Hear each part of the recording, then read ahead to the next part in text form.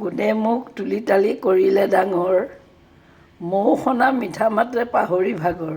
এয়াই হ'ল মোৰ জন্মদাত্ৰী মা, এয়া হ'ল মোৰ জন্মদাত্ৰী মা। ঘৰ শিৱসাগৰত, মাৰ ঘৰ আছিল গোলাঘাটত, বিয়া হৈ আহিছে শিৱসাগৰত। তেওঁ সেই 40 চনৰে এগৰাকী শিক্ষয়িত্ৰী আছিল। কিন্তু দেউতা অলপ বৰ খঙাল বিধৰ মানুহ।